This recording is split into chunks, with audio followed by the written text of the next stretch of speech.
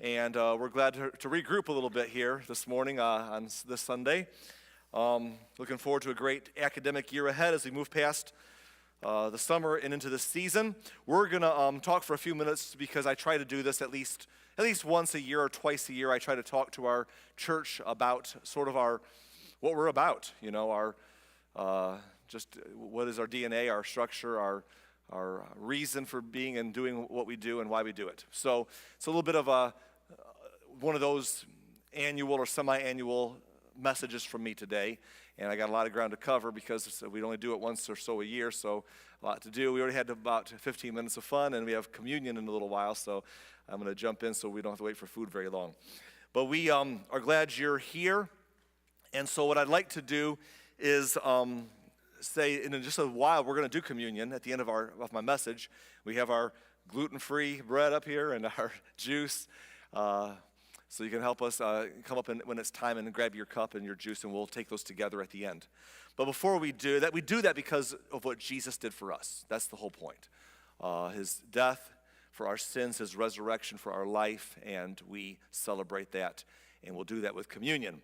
But before we do, Jesus, after he did all that, spent about 6 weeks with his apostles, with his disciples. The disciples were, that means followers. They were his followers. And then those who, the next 6 weeks, gathered around him and formed a grassroots movement to do what he wanted them to do next. He gave them a commission to go spread the gospel. Gospel means good news, to spread the good news to all the world throughout all of time and move the message of God's love to all people so everyone can respond to that and have a place to belong in God's family for free by his sacrifice.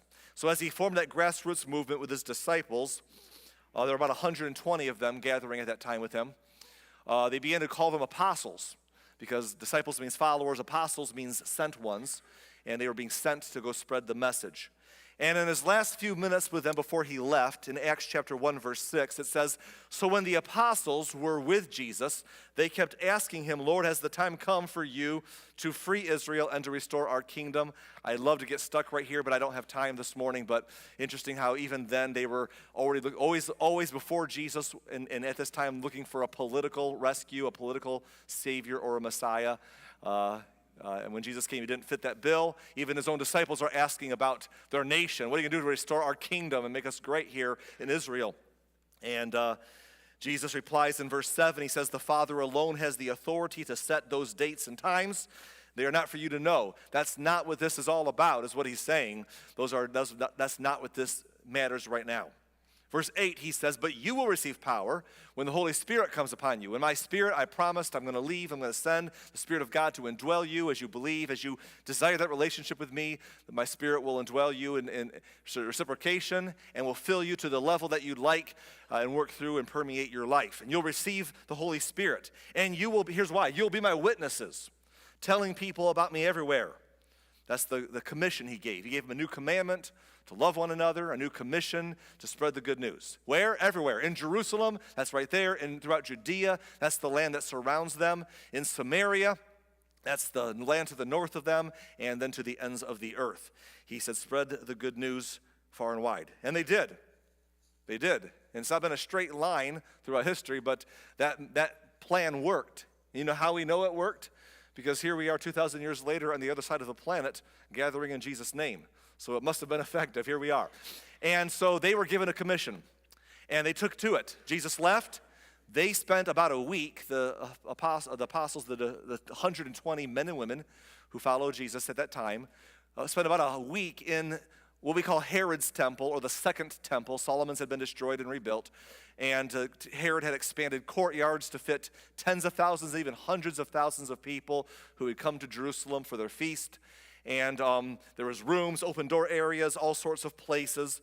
And these 120 men and women, these followers of Jesus, gathered in rooms to organize, to discuss policy, to pray, to do all sorts of things for a bit. And after a week of doing that, the Feast of Pentecost arrived, and the city was full of people who 50 days earlier saw Jesus crucified, and they knew who he was for all that he had done.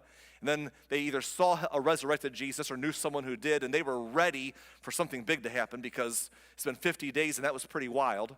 And so after a week of prayer and during the Feast of Pentecost, God sent signs that drew a crowd. We won't get into all of that today. But Peter and the apostles began to spread the good news that Jesus left them with to this gathered crowd. And boy, did they take to it. In Acts chapter 2 and verse 41, it says that those who believed what Peter said were baptized and added to the church that day, about 3,000 in all. The church, the word church there is where we get our Greek word ekklesia. I sometimes wish it was translated more purely to what ekklesia means. It means gathering or assembly. We get the word church from a German word Kirche, which is great, but it almost implies building, and the church is not really a building. It's an assembly or gathering of believers who might be different in 1,000 ways, and from politics to hobbies to personalities, but are united under one umbrella, which is faith in Jesus Christ and belief in God's love. And so the church, the assembly of them, grew from 120 that day to 3,000. And it did not stop there. If you were to read the next few chapters, thousands of more joined the number, thousands of more. And so all of a sudden, they get a really big, really fast. What do you do in that moment? What does the church do in the moment when it gets that suddenly big? It's a quandary to this day because churches have to function differently depending on their size. It's interesting, and I know this because this is what I do. Churches globally, 90% of churches globally are under 200 people, and 10% are over 200 people. Now, that's kind of a classification for just two broad categories to cover. Now, about half of the population of the world goes to that 10% of the largest ones because there are less of them, but they're bigger in attendance. So that's half of, I say population of the world, half the churchgoers of the world. Half the churchgoers go to a big one, and half the churchgoers go to one of the many small ones. And so it's about split, but 90% are under 200, 80% are under 100 globally. 10% are from 100 to 200, and then 10% 200 and above, and it goes all the way to mega churches and everything else. Now, they're going to function differently, right? Because they just have to. In fact, if a church ever gets to grow, it can only get so big on personalities and leadership teams. It has to get structured and change dynamics that some people who like smaller don't like. But it takes a shift. It just does. It's like going from, it's like Starbucks and IKEA don't run the same way. They're very different environments and purposes, And so it's just very complicated to make that shift from one model to another as you grow. So some churches end up bumping into a wall and staying below it. That's fine. That's not even the point of today's sermon. What I'm trying to say is that the church in Jerusalem went from being 120 believers gathering and discussing polity and prayer, and all of a sudden they have 3,000 that day and thousands more in the days ahead. That's a lot of transition. So what do? How do they organize and figure that out? They're eventually going to scatter and take the good news, like Jesus told them to do, everywhere. And so, as they get ready to do that, they got to figure out how to operate. And I want you to see what they did in the next few verses. Acts chapter 2, verse 42 and beyond gives us a glimpse. I can't spend a lot of time here, but I want you to really clue into what's said, because it is a north star for those of us who gather today in our ecclesia as our churches in the name of Jesus. It says that in this very first gathering, this first group, in Acts 2:42, that all the believers devoted themselves to the apostles' teaching. That would be the teaching of the Word of God, how to live for God, the ways of God, the truth. They would have the teaching time that they would prioritize in their group. They would fellowship, that's connecting with each other and getting to know each other. They would share in meals, that'd be to eat together, and we'll see how that looked in a minute here. That would include the Lord's Supper. And to prayer, praying for each other, praying with each other. So just notice those dynamics, the teaching time and the prayer with each other and the fellowship going on and all the things that are happening. We continue in verse 43. A deep sense of awe came over all of them as the apostles performed many miraculous signs and wonders. Pretty epic times as Jesus' miracles continued on and brought so much validation to the very first church. And we can have a whole conversation about that, but again, not today's point. Verse 44, all the believers met together in one place. How did they do that? There's thousands of them. whose house was big enough. They didn't have a church campaign fundraiser to build a building somewhere yet. How do they meet in one place? We'll discuss that momentarily as well. But notice they shared everything they had. What does it mean they shared everything? Well, verse 45, they sold their property and their possessions and shared the money with those in need. That's pretty radical. Imagine your church ever asking you that. We're all going to sell our property, all of our assets and our portfolios, and just going to bring it all together and, put it to the greater good. Like, what? I'm looking for a new church today. But anyhow, that's what they did. They're crazy, right? I mean, this is like way past Old Testament levels of giving, this and whatever that looked like. This is like, they were all in. They're like, look, we're going to go to heaven. Life after death, Jesus rose again. We believe, let's just go on mission in this life. And so they sold everything and put it to work for the cause, which is crazy. Verse 46 says they worshiped together at the temple each day. Now that's how they got together in one place, the temple. That's the only place big enough for thousands of people to meet. Each day, by the way, they are wild people. But anyhow, they notice the word worship there. We'll see praise come up in a minute here, and we think about worshiping and praising God together like we do. They did that. But at the temple was where they could gather as a large group. That's a place that could hold them all. And the temple had the capacity for people to gather as Jewish people there and fit together for a big meeting. That's where they'd have that stuff we saw earlier, the apostles' teaching and the things that would happen all in one place as we read. Then it says that they worshiped together at the temple each day, and they met in homes, because obviously that's a smaller setting. You could get in smaller groups and meet in people's homes to have further relationship and discussion. So they would get together in smaller gatherings in homes, and they would say for the Lord's Supper. I want to mention that right now because it's very interesting. We talk about taking communion here, and we're going to do that in a while. And everyone's got an opinion about how often communion should be done and in what manner it should be done. Interestingly, in the earliest church, they did not do communion at their big gathering. The earliest church, they did communion in small group gatherings at houses. Isn't that funny? Isn't that interesting? So they wouldn't even do it in this setting. Now, churches, even by Paul, the Apostle Paul's day, you'll see churches gathering and doing communion there. But my point is that the earliest church, this part of what we do was something that people did in smaller settings in their homes, not in this big room. So we do it here, but it's always silly when people get really dogmatic about how to do communion because it's always been kind of a flowing process, right? Anyhow, so that's what they did.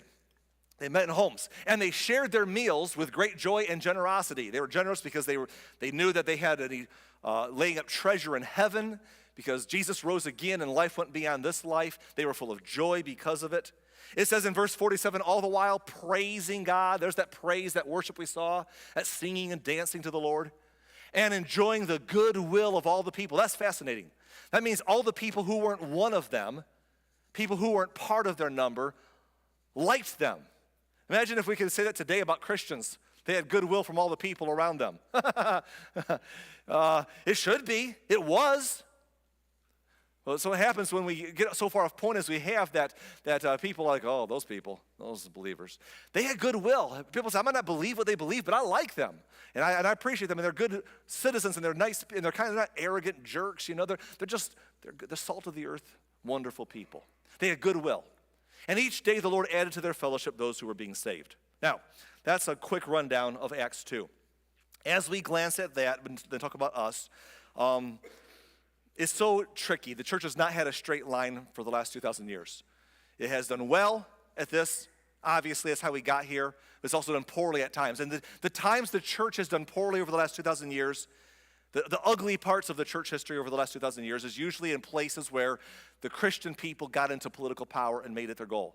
That's where the Crusades come from. That's where oppression comes from to force people into the right beliefs. All the things that people who are critical of Christianity level against it usually comes from the abuses of Christians seizing political strength over the mission that we were actually given. Even today, in the last several decades of the United States, we've seen Christian nationalism and this evangelical political flavor rise up that's so angry and hateful towards those they disagree with, that's so mean-spirited and just ugly, and just alienating half of the population that we're supposed to be trying to love and care for and bring good news. And so we've always seen the church get off course. I think the American church has, in large parts, gotten off course that way. There's so many good churches, but there's so much bad in the name of God and in the name of Jesus that does not look like it first looked. And it didn't get us here, but it's dampened our progress. So, how do we look this way? When I was raised in a fundamentalist church background, and many of us have come from places that we've said that's not wholesome. So we tried to figure out about 11 years or so ago, how do we do church better? Before we were even in this location, how do we do church better? And from what I knew, how can we be more authentic? And so we went back to the first church and said, what did they do? And what did they prioritize? What did Jesus prioritize? And in the process of trying to figure that out for us, and many others have done a great job, but we decided we wanted to form a mission statement. Mission statements are not a big deal. Some never have them. Others have one and don't even know what it is because it's lost, so who cares? But we decided we wanted to have one for our sake, so we shopped around, looked at a bunch of good examples, and landed upon one we all agreed on and voted on, and that was that our mission would be leading people into a growing relationship with Jesus Christ. Now, if that sounds pretty safe, it's because it is. Most mission statements are very generic in general. They're a little different, but they are all similarly safe. They're non-controversial. That's the good part. The bad part is they don't really get you moving anywhere because it's a platitude at some point. So a lot of people go from having a mission statement to a vision, and the vision is a little bit more clarifying. The bad part of that is it's so clarifying, some people are like, oh, wait a minute now, that's not how I think it ought to be done. And it kind of says, this isn't for me. While others say, oh, this is for me, I can buy into that. So that's the good and bad, but the good is it gives us direction and wheels about how we operate going forward. And so for us, our vision, we again shopped around for good ideas, found some things we liked, and decided to be four. In fact, we decided to say out loud publicly, and we've seen it around, that we are for Cedar Lake. Now, that's not because we're not for Lowell, Crown Point, or St. John. It's because our church building is sitting in the middle of Cedar Lake. So all of us where we live come here, and under the shadow of our walls is a community that we want to be for. But we want to be for communities everywhere. We want to be for wherever we live, Lowell, St. John, Crown Point, our region. That we're for people because God's for people. Now, if you're thinking that doesn't sound very clarifying or even controversial, what is it? Why? Well, let me give you the longer version. This will help. The longer version of that goes like this. For far too long, the church has been known for what it's against. We want to be known for what we're for. We are for Cedar Lake. That's a mouthful. For far too long, the church, I say the church, I mean the broader church movement, Christianity, religion, whatever, the American evangelical church for the last many decades. For far too long, the church has been known for what it's against. Here's the thing. We're all against something. I don't care what your beliefs on any issue are. From hobbies and sports teams, and so I can believe the Cubs are good and the Sox are bad or vice versa, or politics or, religious practices. Everyone's got ideas about living and how we live and how we don't live. Everyone's against something, no matter where you are on any spectrum.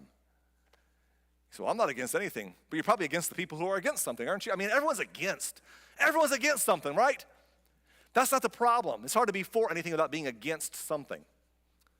The problem is that for far too long, the church as a whole has been known for what it's against. That's a problem. Let's be real. If you ask the average person across the country, across America, who's not a church person, people for whom Jesus died, who we want to be spreading the good news and bringing them into the hope of Jesus Christ and the love of God. If you ask the people, what do you think about the church in general? What's your take on them? What's your thought on them? Like, oh, those people, yeah. They hate this group of people, and they are against that thing, and they don't like this, and they're all like, and they're judgmental, and they're going to have a whole viewpoint. Well, many, many times, not everywhere, but so much of the view is that the church has become known by what it's against. That's a shame. Even if you're against the right stuff, everyone feels whatever you're against. Again, if you're for something, you're probably against something. Everyone feels like the things I'm for and the things I'm against are the right things. The things that you're against are the wrong things, Of course, you're sure you're right, so am I. But even if you got it right, even if you threaded that needle, you got it right.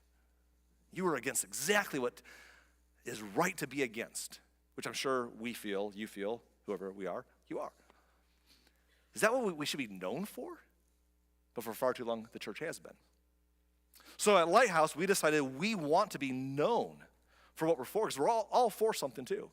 And we want to be known for it. So we are for our community. Now here's the problem with that. That's hard, because that's called changing perception.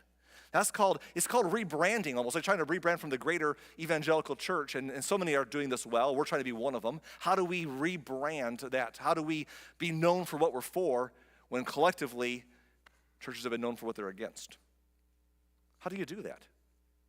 It's hard. I'm going to tell you, if you ever had to try to change people's perception of you because you got some kind of reputation, you got a reputation fairly or unfairly. Doesn't matter if it was fair or not. Perception is reality, right? Doesn't matter if you deserved it or not. If you got a perception about you or your organization or your business or whatever it may be, how do you shift that? It's hard. Let me tell you how you do it. You can't mess up. You can't do the things that are negative that you're accused of being known for being. As soon as you do that, it magnifies it. So, for example, if the church is classically known for being so volatile and angry and bitter and what we're against, and at Lighthouse, we dabble into just getting ornery about stuff, just a little bit, it just brings like all the other evidence to say, see, that's how the church is. Missteps are very costly. And being for, you can work at that. You can do all the right things to plug into your community, to serve, to do, and almost have no fruit to show for it day after day and year after year, not to do enough, have it overlooked, have it be distrusted. But eventually, over time, it shifts, and it takes an investment and a commitment, and then all of a sudden, hey, they're really for other people. And so we decided to work at that. We've decided to try to plug in. I've often said to my team, one of the great measurements of a church's value is if it shut down tomorrow, would the community even miss it? I don't mean that they would know it existed, I mean, would they care? Or is there anything good that's being done? Or is it just like, okay, whatever? And so we, the Lighthouse, have decided we want to be known, not for what we're against. We're going to be known for what we're for. We are for our community. We are for people. That's work. You got to fight your own ornery days and your own ornery moments. Sometimes your own ornery people to be known for what you're for. So that's our vision. Now, that's not even the main thing I want to get to. We have to take a couple times a year to remind us of what we're here for. We also threw a strategy together. Our strategy is simple. It was our way of saying, I say strategy, let me just explain it before I show it. We looked at how can we function as an organization in our church gathering. How can we function together as a corporate body, as a body of ecclesia of gathered believers? How can we help people grow in their faith and in their discipleship as a church body? Your discipleship is so much more than the things I'm about to put on the screen. For example, your personal faith and discipleship is your faith with you and God. It's your discipleship is your personal devotions and Bible reading at home, your personal prayer time. Your relationships are a big deal at home with your spouse, your kids, your parents. Your business is a big deal, your ethics. There's so many parts of your life. This is just one little area. But all of us come together on most Sundays because this is part of our lives. And so as our corporate side of us, as the part of us that brings us together, comes together, how do we help this side of us grow? How does the church measure what programs we do have and don't have, what's helpful and what's a waste? How do we decide, to find, are the metrics for where we need to work on for people growing within the church leadership, so we can find leaders within the church, people who exemplify some of our strategies. So we picked 5 words that helped us put a model together for how we funnel our programming and what we look for and so forth. And the strategy goes like this. We gather, connect, serve, invite, and give. We've hit those words over and over again, those 5 things. And are we doing those well? And if someone has hey, the church should do this. Well, the church could do a lot of things. Some people think busy is better, but busy is not better. If something we could do isn't going to help us do one of those 5 things, we don't have time to add it. Probably we should do less of some of those things already. Busy is not better. But are they helping us push these 5 ideas forward? We look at our church and say, where are we excelling? Where are we struggling? We look at our church and say, where are people showing leadership in their own personal life, that they're growing? And if we find people who exemplify several of these, we're like, oh, wow, help us move this ship forward. We need leadership like that. So it's a great place to find and identify people who help us direct the mission. It's kind of just a guiding North Star for us. Gather, connect, serve, invite, give. What does that mean? Gather is what we're doing right now, Sunday mornings. That's what they did in Acts when they gathered in one place. They had worship and praise. The apostles taught, right, and all that kind of stuff. We gather on Sunday mornings, and that's pretty self-explanatory. Connecting is getting out of rows and into circles. It's getting into relationship with each other. It's getting to know people apart from this gathering. It's getting into a small group, or getting into having someone to your house for dinner, or going out for coffee, or having game night, or just getting together with people and connecting away from the gathering. That's very important. It's kind of like your family does when your kids grow up, and hopefully you don't only eat your meals, sitting around watching TV all the time and watching a show. You sit around the table and talk to each other and get to know how each other's doing, right? Because you're connecting away from just watching something. So we gather on Sunday, but then we want to get out of the rows and connect with people. So connecting is important. Serving is self-explanatory. Boy, we want to serve so well. Many of us serve outside the walls of our church. Some of us are very plugged in. I don't have time to talk about some of the ways I was going to, that we're plugged into our community, that some of us are rolling up our sleeves and doing things. I'll cut that out. But many of you are so involved in that. Inside the church, people come to hear that we're ready to serve those who come seeking the Lord. Serving is a big deal. Inviting others to faith in Christ, sharing our own testimony, bringing them to church so they can have a step towards faith, so they can, if that's easier, just invite them to come here and then take the next steps next. Giving, of course, I hate talking about giving. Some churches talk about giving so much, I under-talk about it because I just hate it. But thank you for, if you didn't give in these giving boxes or online, we wouldn't have a church to come to. So thank you for appreciating what it takes to form a church. And I need to do better at mentioning it sometimes. But your giving is everything for us to have a church.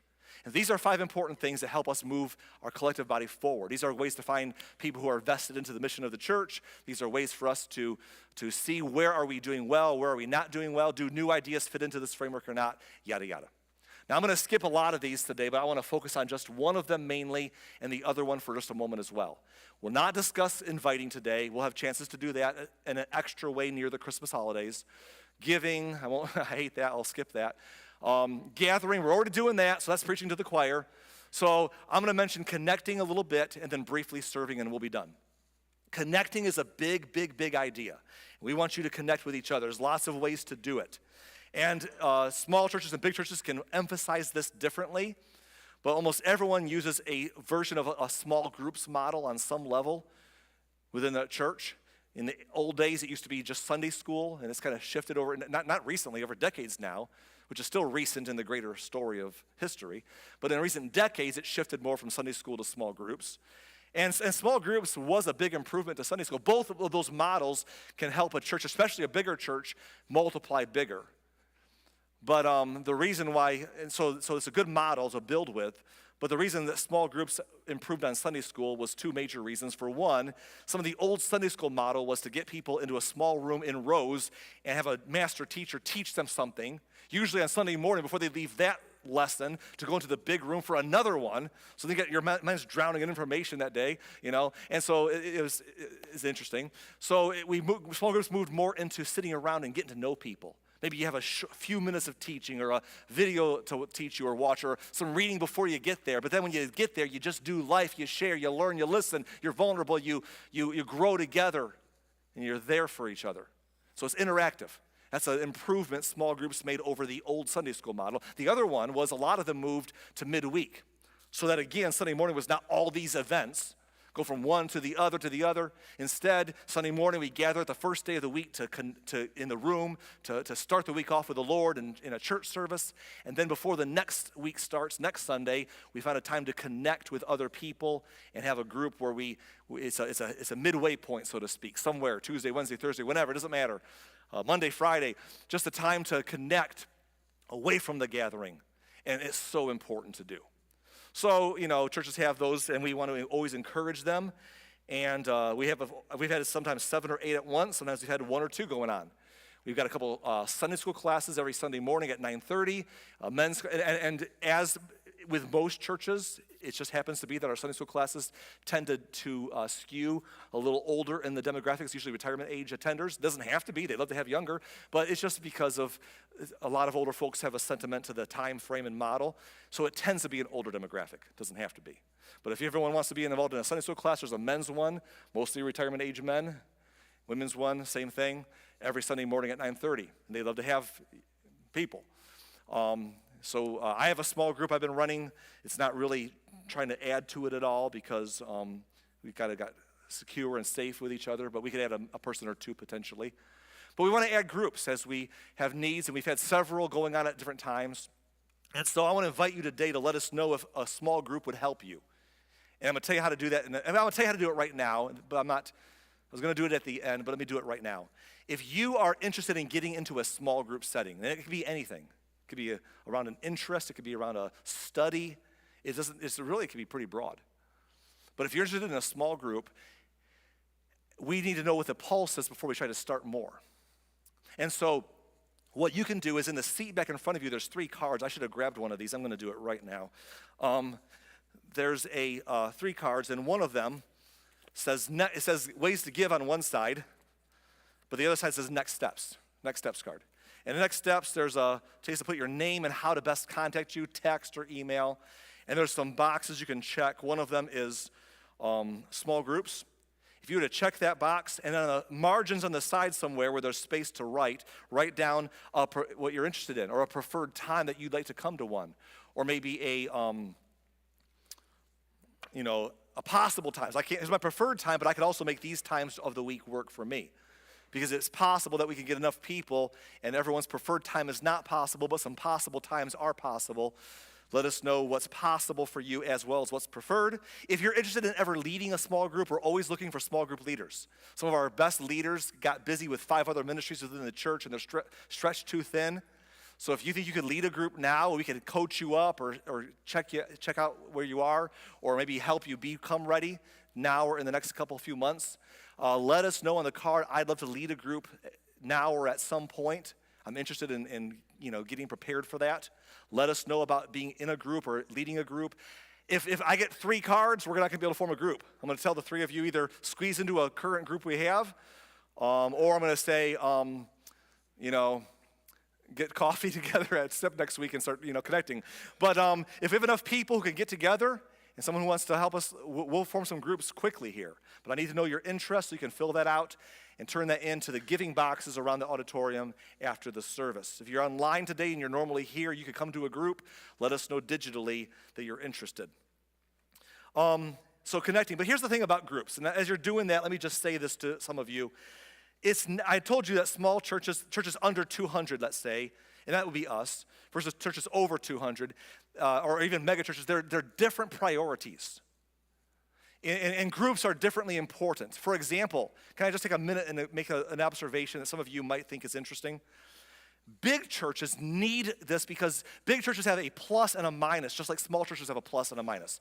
Big churches, their plus is all their bells and whistles. The bigger you are, the more bells and whistles you have. It's so cool. I get jealous of those all the time. But the downside is, it's so easy to get lost in the crowd. It's not personal. You say, that makes no sense. There's more people there. But it's not how it works. And if you know this, if you've been around, when I go on vacation, and I usually look for a church to go to on Sunday because I want to go to church still if I'm away from here on a Sunday, we find a big church anymore. Been doing this a long time, and I learned over the last quarter of a century, find a big church. You say, why, Arlen? Because I can walk in there, and no one knows who I am, and they assume I'm a member for all they know. It's so big. You can be anonymous in a big church. If I'm on vacation and I go to a small church, they're like, visitor alert, and then they're like finding out who I am. Then they're going to ask me to preach that morning, and I don't want to preach that. I'm on vacation. So, it's easy to be anonymous, and that's the downside of finding connections. So big churches, to combat that, have to have lots of small groups because otherwise you'd be lost in a big crowd. Or small churches can organically connect. People know each other as a whole more and identify things better, but they don't have the bells and whistles. But it also means groups like this aren't as essential in a smaller church, but they become more essential the bigger the church gets. Does that make sense to you? A bigger church has the benefit of having very focused groups. Like if you're a huge church, you're like, we're going to start a group this week for women in their 30s who are married and don't like their husbands. That's a full group, you know. And then we're going to start a group this week for men in their 40s who like sports but only, team sports. And you can just do all that kind of stuff in a big group because you can find ways. Now, in a smaller church, you're like, we're looking for 12 bodies who will show up, who breathe oxygen and live, and want to show up and get to know each other. So here's the thing. It's a different challenge, but a different natural dynamic. So when you're in a smaller church, what you do is you find other ways to connect. And we have all those things. We have meals after the service. We form activities. We get together. I have football every football season. I'm a nut about this. 5 months a year, we get to go over and have football games where we sit around and watch the Colts and whoever other heathen teams play football besides the Colts. And it's not really very sacred. But we get together and we connect and we eat a lot of junk food and you're welcome to come join me. I get the whole package, man. So we can spend the whole day. It's not very, is it spiritual? It's probably inappropriate humor half the time. But anyhow, no, we have a great time. So, we connect. If you want to form a group of people who like to hike or train for a marathon or crochet and you want to build a community around that and connect, that's great. If you want a Bible study together, great. I have an unconventional group I'm doing right now. That most people would not like, but it's fun for us. And so we're studying together, but not what you would expect. So anyhow, point being that a smaller church can connect in various ways. And so you don't have to get into a group if it doesn't work for you, or if there's not one to get into. But if you want to be in one, let us know by card. One thing that you can do every single week, no matter whether you belong to a small group or not, one thing you can do every single week to connect is what we call GIFT. I say this to you about twice a year. GIFT is an acronym, G-I-F-T. It stands for 4 steps in how you can connect with each other. G-I-F-T, GIFT. It goes like this. First one is greet someone you've never met before. Self-explanatory. Every week you can do that, possibly, until you run out of people. Also, you can introduce people to each other. Hey, Larry, have you met Susan? Now you have. Follow up with someone you met recently. Hey, we talked recently. How did that situation turn out? T, thank someone who does something you appreciate. Hey, thanks for serving. Hey, thanks for your positive spirit across the room. It always lifts my spirits. If you did one of those 4 things every single week, we as a body, we connect. And so all of us can do that. But we want to be like the early church. We want to not just gather in Jesus' name and preach and worship and all that stuff. We want to build relationships. Have someone over to your house for coffee or game night. Or go to Starbucks, SIP. Since it's in town here, got to plug the local ones. Or Culver's, very non-franchise place that is right there. But they do have Coke Zero, so that's good. But anyhow, get together with people and connect. And then serving, I don't have time, I got to wrap this thing up, but serving is always important. We have so many needs, audio, video, screen, sound, it just always needs help. Worship team, if you're at musical talent, let us know. Play an instrument, play the kazoo. Sing, get plugged in, talk to the team, talk to Michelle, talk to Jens or anybody on the team. Nursery, my God, I told your daughter, I told Reagan, she's in nursery right now. God bless the nursery workers. There is no bigger burnout ministry the church has than the nursery. Burnout. You want to talk about difficult. The nursery lets people come to church and connect with their faith and have a spirit experience without their children distracting them or distracting others. It's very important. But people give a lot of credit to what goes on stage, and they overlook the nursery workers. They're doing God's work, and people burn out all the time on that. Thank God for those who work nursery who get involved for a period or for a long time. If you could help us there, we would graciously love the help. Kids programs, pouring into our children, teens, cleaning the church every week is done by volunteers for free. We're so grateful. Maintenance, improvements on the building or fixing things that break down. Yada, yada, yada. We can go on. Special occasions like the meal today, Christmas Eve services, Easter, getting involved in our schools like some of us are involved. Opportunities to serve are everywhere. If you want to get involved in serving, grab that same card, the Next Steps card. One side says ways to give. The other side says next steps. And you can check the box, put your name and how to contact you, and check the box that says serving at Lighthouse. And in the paper margin around it, write down what that looks like for you. I would like to serve this way specifically, or I will serve however I'm needed. I could be a jack of all trades, just put me where I'm needed. Or, don't put me in this one area, please. Dear God, don't do that to me. Or I can do, specifically one thing. Let us know, and we'll follow up with you. Put those in the giving boxes afterwards. And that's it. Gather, connect, serve, invite, give. Helps us focus on what we need to focus on, helps us decide what we do and don't do, helps us check out how we're doing as a church, helps us identify people who are really bought in and can help us lead. It's an important metric for us. But it all comes from our mission as a church to lead people into a growing relationship with Jesus Christ.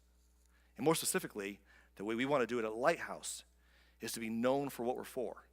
Because we believe that for far too long, the church has become known for what it's against. We want to be known in our community for what we're for. We are for Cedar Lake. We are for people because God is for people. So let me just say this to you in case that needles something in you, and a little more clarity will help you get it all the way in, or maybe jump off the ship, which is understandable. Let me just say this. Our point of unity should be everywhere and is at Lighthouse. Our point of unity is the umbrella of the message of Jesus Christ. The good news of God's love. That's our umbrella.